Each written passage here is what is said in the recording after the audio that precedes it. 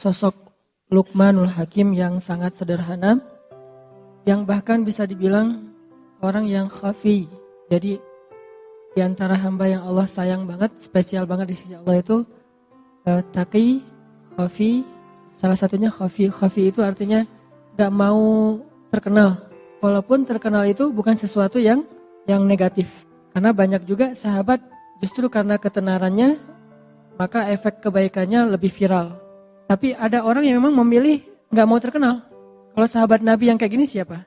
Nanti teman-teman bisa cari cerita tentang dia. Abu Dzar Al-Ghifari. Abu Dzar tuh gitu banget tuh. Gak mau dia sama sekali tuh orangnya tuh gak mau kalau dipuji atau terlihat agak sedikit menikmati dunia itu gak mau banget. Padahal menikmati dunia itu gak dilarang dalam agama. Tapi dia memilih jalannya sendiri yang memang pengen khafi banget, pengen uzlah, pengen menyendiri gitu. Itulah Luqman. Dia gak menjadi orang yang tampil, tetapi Allah Subhanahu Wa Taala Maha Tahu. Makanya bukan berarti kita gak boleh tampil sama sekali, enggak. Kadang seorang mukmin harus menampilkan kebaikan agamanya supaya orang-orang menghargai agama Allah. Kayak Utsman bin Affan. Utsman itu kan orangnya menampilkan ya satu yang baik-baik dari agama, kayak penampilan menariknya. Dia pakai jubah yang khas gitu milik Utsman. Gak mungkin ketukar sama yang lain karena gak standar jubahnya. Sendalnya tuh pasti bukan sendal jepit. Pasti sendalnya itu sibetiyah, bukan na'al. Kalau na'al semua sahabat pakai na'al. Tapi kalau yang sibetiyah cuma beberapa orang yang pakai sendal dengan merek sibetiyah. Nah itu salah satunya Utsman. Sehingga kalau Utsman jalan, orang-orang pada ngelihat, wah penampilan Utsman. Terus pas Utsman ketemu Nabi memperlakukan Utsman beda sama sahabat yang lainnya. Ketemu sahabat lain Nabi biasa-biasa aja, bajunya gak terlalu rapi, gak apa-apa. Tapi giliran yang datang Utsman, Nabi rapi-rapi langsung, udah rapi baru Utsman boleh masuk. Jadi boleh terkenal, boleh tampil, boleh syiar, tapi kita lagi bukan belajar tentang bab itu. Kita lagi belajar bab, kadang memang ada kondisi yang kita harus menahan diri walaupun gak diketahui orang. Ada kondisi di mana kita lagi belajar ikhlas, bukan belajar syiar. Syiar itu gampang. Malah kalau kita udah terlatih dengan ikhlas, kita syiar itu lebih keren lagi. Tapi kalau belum terlatih dengan ikhlas, syiar itu bisa jadi jebakan buat diri kita sendiri. Makanya ngomongin syiar itu gampang, semua orang bisa ngelakuin. Tapi ikhlas dalam syiar ini susah banget nih, luar biasa. Kadang-kadang kan keikhlasan kita itu bukan di awal rusaknya, tapi di tengah atau di akhir. Di awal kita tuh udah ikhlas banget. Di tengah ada masalah sama teman-teman kita, mulai kecewa. Tahu gini saya gak akan ikut, tahu gini saya gak akan bantu, tahu gini. Kan mulai terganggu nih keikhlasan kita di tengah. Atau kadang-kadang gak di tengah, di akhir. Pas udah beres, udah selesai semuanya, udah sukses acaranya, ternyata ada teman-teman yang mungkin qadarullah dengan takdir Allah dia muncul di media. Mungkin dia dipuji-puji sama teman-teman yang lain. Tiba-tiba dia dapat jabatan jadikan sebagai calon ketua organisasi. Nah kita yang habis-habisan gak ada yang menghargai. Di situ mulai jadi godaan buat kita riya. Dan tahu gak acara ini siapa di baliknya? Mulai kepancing. Atau ada yang ngecewain kita nih. Kita udah ngelakuin satu kebaikan, ikhlas banget nih awalnya. Saya bantu dia karena Allah di awal. Di tengah gak apa-apa. Ternyata yang kita bantu itu gak selesai urusannya. Kita tambahin bantuannya, gak apa-apa karena Allah. Di tengah masih ikhlas. Di akhir masih ikhlas. Alhamdulillah dia udah sukses sekarang. Kita ikhlas, gak mau nyebut-nyebut kepada siapapun. Tapi setelah beberapa tahun, kita suatu saat butuh dia. Pas kita butuh dia gak mau bantu kita. Padahal dia bisa membantu kita waktu itu. Mulailah keikhlasan kita terganggu. Mulai kepancing nih. Kayaknya dia lupa ya. Siapa dulu yang membantu dia awal-awal ketika baru merantau. Ketika dia masih kuliah. Semuanya saya biayai keluar satu-satu. Semua yang disebutin itu gugur pahalanya di sisi Allah. Jadi keikhlasannya gak keganggu di awal, gak di tengah, gak di akhir. Tapi sometime, suatu saat nanti entah kapan-kapan gitu. Bisa aja setelah bertahun-tahun baru keganggu keikhlasannya. Habislah pahala yang selama ini udah kecatat di tabungan amal kita hilang lagi tiba-tiba. Dihack sama riya. Ini yang terjadi. Luqmanul Hakim istimewanya di bab itu teman-teman. Dia nggak istimewa di bagian ilmu yang banyak, enggak.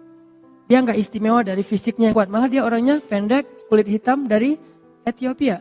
Kampungnya Bilal bin Rabah. Ada Bilal, ada Wahsy, ada Luqman, ada An-Najasyi, itu orang-orang Ethiopia. Orang hitam, pendek, budak pula yang diperjualbelikan. Dan ketika dia jadi budak, bukan budak, kan budak itu punya banyak kerjaan nih. Ada budak yang memang dibeli untuk jadi tentara bayaran, berarti badannya bagus, tangguh nih. Kalau Luqman, dia budak yang kerjanya ngapain? Kerjanya ada yang bilang najjar. Kerjanya itu bantu-bantu tuannya untuk bikin kayak meja tukang kayu lah. Tapi ada juga ulama yang bilang dia bukan najjar, dia itu yang jagain ternak, kayak siapa tadi? Wise. Berarti kan secara fisik nggak banget nih, nggak good looking gitu. Tetapi karena dia punya keikhlasan, itulah keistimewaannya. Jadi benar hadis Nabi, sesungguhnya Allah tidak melihat kepada fisik kalian. Allah tidak melihat kepada harta kalian. Allah tidak melihat kepada status atau pekerjaan kalian. Allah melihat kepada hati kalian. Kalau kita pengen jadi hamba yang istimewa, milikilah hati yang istimewa. Tidak masalah punya fisik yang istimewa, kita latih, kita rawat. Punya harta yang istimewa, berlimpah. Punya pekerjaan dan status sosial yang istimewa, kerjaannya keren, menghasilkan uang yang banyak, gak apa-apa. Tapi itu semuanya jadi tidak bernilai kalau hatinya gak istimewa. Sebaliknya, fisiknya biasa-biasa aja, hartanya malah kurang, apalagi malah bukan pas-pasan, malah kurang. Terus status sosialnya cuma budak, kalau hatinya istimewa, Allah angkat tuh. Jadi yang kita coba pelajari, gimana punya hati yang istimewa. Hati yang istimewa itu kalau beramal ikhlas. Kalau ke manusia itu pemaaf. Kalau ke manusia itu rahmah, kasihan, gampang kasihan sama orang lain. Duh kasihan ya. Kalau orang sering kayak gitu tuh, hatinya mulai istimewa. Jangan bilang, lo kok lemah banget sih, gampang kasihan, gampang maafin, jadi orang gak punya prinsip. Enggak, dia orang yang istimewa justru. Yang susah maafin itu yang sebetulnya yang gak istimewa. Kalau dibilang, lo gampangan banget sih jadi orang, lo kok lemah banget sih jadi orang, mau aja digitu-gituin sama teman lo. Enggak, justru dia itu istimewa, punya hati yang spesial. Gampang kasihan sama orang lain, gampang gak tegaan, pengen ngasih ke orang lain itu lebih dari haknya. Wafa, milikilah hati yang istimewa. Toh di zaman Nabi juga ada sahabat yang kayak gitu banget tuh. Yang saya sering mention tentang beliau. Sahabat yang ibadahnya biasa-biasa aja. Cuma standar lah salat wajib, gak ada yang sunnah yang istimewa. Terus sedekahnya biasa-biasa aja. Cuman bahkan gak bisa berzakat karena bukan orang kaya. Jihad biasa-biasa aja, bukan mujahid yang keren kayak Khalid bin Walid. Terus keistimewaannya apa? Sampai Nabi bilang dia itu ahli surga. Kenapa? Karena dia hatinya bersih. Dia tuh gak pernah dengki sama orang lain. Saya pernah bawa umroh jamaah sekitar 30 orang satu rombongan. Macam-macam kan jamaah teh. Ada yang kaya raya umrohnya 3 bulan sekali. Ada yang setahun bisa umroh sampai 6 kali, sampai 7 kali gitu. Umroh kayak ke pasar baru. BT umroh. Lagi BT sama suami daftar umroh. Gitu banget. Daftar umroh gara-gara BT sama suami. Saking kayaknya nih. Ada yang umrohnya tuh karena memang nabung sekian lama. Ada yang umrohnya itu diumrohin. Jadi kayak surprise banget, hadiah banget buat dia. Gak pernah kepikiran bisa umroh. Bisa umroh. Dari sekian banyak jamaah, ada satu orang bapak-bapak yang menarik perhatian saya. Beliau baru pertama umroh. Orang kampung di pelosok Garut dapat Tasik gitu. Terus orangnya udah tua, petani. Setiap hari beliau kalau ke sawah, buruh tani bukan petani, buruh tani. Pergi ke sawah itu jaraknya 5 kilo, berarti pulang balik sehari 10 kilo, setiap hari. Makanya tawafnya paling getol tuh. Yang lain tawaf sehari sekali, beliau bisa beberapa kali, asal sholat jamaah tawaf. Nah ini, bapak ini orangnya sederhana banget. Bukan orang yang mungkin secara educatednya, orang-orang yang berpendidikan tinggi, orang-orang di kota, enggak, orang kampung. Yang mungkin cuma lulus SMP atau SD gitu. Bahasa Indonesia nggak bisa. Bahasa Sundanya halus. Kalau bahasa Sunda main mungkin saya masih ngerti nih. Bahasa Sundanya halus gitu. Sehingga diterjemahin sama istri saya. Bahasa Indonesia nggak bisa.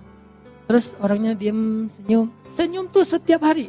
Ini orang yang paling sering senyum yang saya lihat. Sampai wajahnya tuh jadi, bentuk wajahnya tuh jadi senyum. Jadi kita yang lagi capek kan mengurus jamaah umrah tuh lumayan tuh ya. Apalagi haji itu lelah. Pas datang ke ruang makan ada beliau lagi makan gitu. Senyum langsung hilang lelahnya. Ini luar biasa nih. Senyum langsung, Pak gimana Pak? Ngobrol. Alhamdulillah gitu. Dia tawaf sehari beberapa kali nggak pernah ngomong. Kalau yang lain-lain kan pulang, Alhamdulillah cium Hajar Aswad. Dia udah berapa kali cium Hajar Aswad. Diam-diam aja. Dan ada orang yang dapat nih kamar dia tuh berempat. Ambil yang kuat. 4 orang satu kamar. Dia dikasih yang bed tambahan. Jadi bukan bed yang udah ada di kamar. Jadi dia dikasih extra bed gitu yang bednya lebih kecil. Terus pair gitu bukan dia pair gitu yang nggak enak badannya. Tapi dia nggak pernah. Padahal dia bayarnya sama. Dia bayar dari tabungan dia sekian lama. Bayarnya sama tapi nggak pernah komplain, nggak pernah ngeluh. Wah ini orang ridho banget, tawadu banget, qanaah banget. Dan hatinya bersih. Pas terakhir saya ngelihat dia happy aja terus umrohnya sendiri, yang lain berpasangan semua kan. Dia mah umroh sendiri, tawaf sendiri, makan sendiri, ke kamar kadang-kadang karena emang dia orang kampung banget. Kan satu kamar tuh dikasih kunci cuma 2 kunci kamar. Dia gak bawa kunci. Sering dia pulang ke kamar, temannya baru pergi. Datang-datang tah jam berapa dia nungguin aja sendiri. Gak pernah marah sama temannya. Pas datang, Pak udah lama? Lumayan kata dia. Gitu senyum. Datang-datang tidur, berarti lelah banget tuh nungguin sampai masuk ke dalam kamar langsung tidur. Luar biasa nih orang. Pas udah selesai umroh saya tanya ke dia, Pak, si rahasianya kok bisa nyaman kayak Bapak nih? Kayaknya anteng gak ada masalah dalam hidup. Ya terima aja apa yang Allah kasih. Gitu doang. Ridho. Ini hal yang paling berharga yang saya belajar dari dia. Ridho. Apapun yang Allah kasih, yang terjadi dalam hidup kita hari ini itu pemberian Allah. Terima aja. Kalau kita terima pasti bahagia. Karena kalau kita gak terima dikasih sebanyak apapun gak bahagia. Sederhana itu. Ini yang panjang omongan saya nih, dia cuma segitu doang. Terima aja apa yang Allah kasih. Segitu. Saya panjangin jadi teridolah apalah, jadi teori lah ya. Saya yang menteorikan itu, gak bisa kayak gitu. Beliau sederhana tapi bisa. Nah, ada orang yang istimewanya, bukan fisik, bukan harta, bukan status sosial, istimewanya hati. Itulah Luqmanul Hakim. Mudah-mudahan kita diberikan hati seperti itu. Sehingga Allah Subhanahu Wa Taala mencintai kita, karena melihat hati kita yang insya Allah tidak pernah dengki kepada orang lain. Gak pernah dengki kepada teman kita yang duluan ke pelaminan, biasa aja. Ini ada surat undangan, dia mau menikah, Alhamdulillah. Orang lain dapat nikmat, dia yang paling bersyukur. Orang lain dapat musibah, dia yang sedih duluan. Ini orang luar biasa, hatinya bersih. Luqmanul Hakim. Mudah-mudahan kita bisa mendapatkan kebaikan dalam materi ini. Mohon maaf kalau materinya singkat. Barakallah, semoga setiap langkah kaki teman-teman ke sini Allah jadikan penggugur dosa dan diangkat derajat di sisi Allah. Subhanakallahumma wa bihamdika asyhadu an la ilaha illa anta astaghfiruka wa atubu ilaik. Assalamualaikum warahmatullahi wabarakatuh.